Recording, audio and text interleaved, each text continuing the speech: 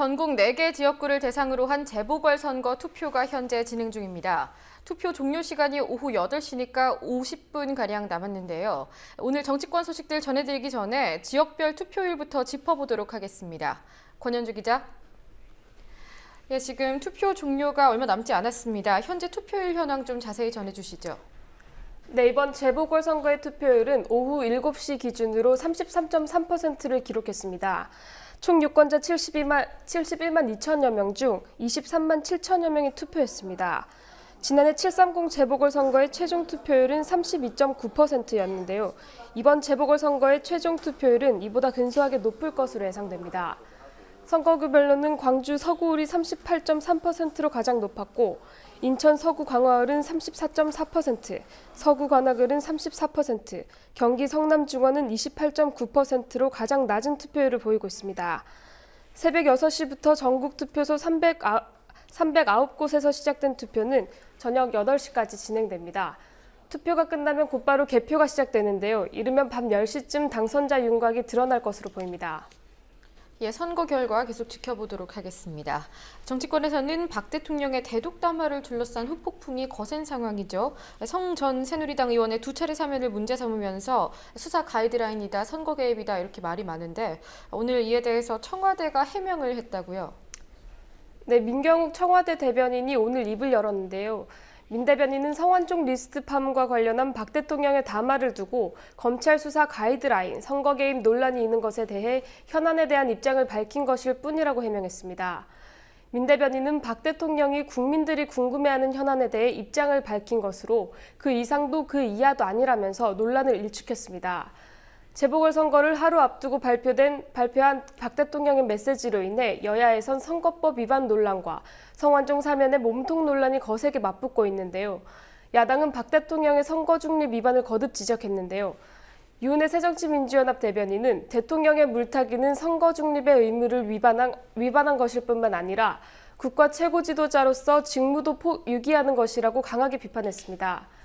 반면 여당은 박 대통령이 몸통이라고 주장하는 야당에 대해 정치 공세가 도를 넘었다고 지적했습니다. 권은희 새누리당 대변인은 성완종 사건의 진실을 알고 있는 사람은 성 전 회장과 자신밖에 없다면서 그럼에도 박 대통령을 공격한 문 대표의 발언은 오만하기 짝이 없다고 말했습니다. 정치권 외에 검찰 측의 입장도 좀 궁금한데요. 박 대통령이 연이은 특별사면을 납득하기 어렵다 이렇게 담화를 통해서 밝혔는데 이에 대해서 황교안 법무부 장관이 입장을 밝혔습니다. 뭐라고 했습니까? 네, 황교안 법무부 장관은 오늘 국회 법제사법위원회에 출석해 성 전 의원의 사면 논란과 관련해서 범죄의 단초가 발견된다면 살펴볼 것이라고 밝혔습니다. 황 장관은 범죄 단서가 있을 때는 검토를 할 수 있다면서도 그러나 지금은 단계가 아니다라고 조심스러운 입장을 내비쳤는데요. 하지만 범죄 혐의가 있으면 수사를 하겠다는 의미로 특별사면 수사의 가능성을 내비친 겁니다. 또 황 장관은 성완종 리스트 사건의 본질은 리스트 8인에 대한 수사가 아니냐는 박지원 새정치민주연합 의원의 질문에 비리 수사에 있어 누구에 국한된다는 단서를 달 수는 없다면서 비리 전반을 수사하겠다고 답했습니다. 박 대통령의 어제 발언 이후 곧바로 검찰 수사를 시사한 것이어서 대통령이 수사 가이드라인을 제시했다는 비판이 더욱 거세질 것으로 보입니다. 어쨌든 이런 사면 문제 제기가 계속되고 있고 물타기 비판이 나오는 가운데 사면법을 수정하자 이런 얘기까지 나올 것으로 보인다. 이런 분석도 있더군요.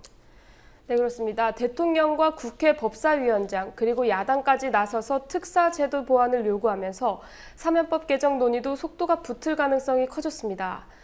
이상민 법사위원장은 지난 21일 라디오 인터뷰에서 대통령의 특사는 일정 부분 제한이 필요하다고 생각한다며 사면법 개정안을 발의할 계획이라고 밝힌 바 있습니다.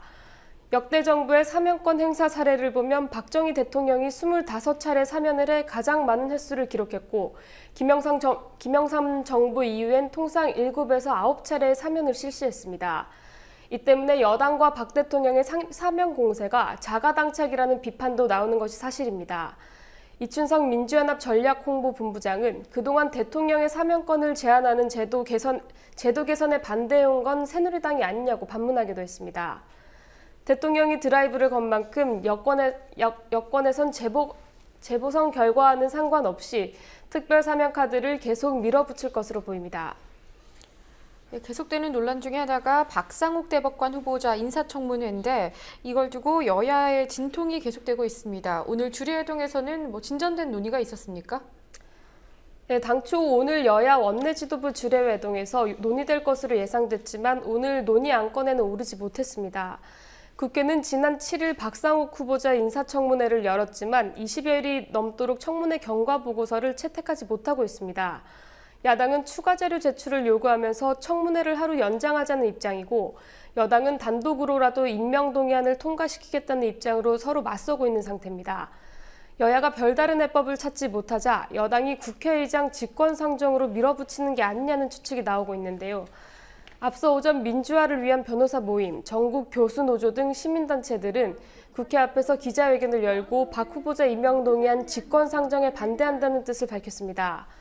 이들은 사회 각층과 법원 내부에서조차 박 후보자의 임명을 반대하는 목소리가 높아지고 있는데 다수당의 지위를 이용해 임명을 강행하는 것은 바람직하지 않다고 지적했습니다. 권현주 기자 수고하셨습니다.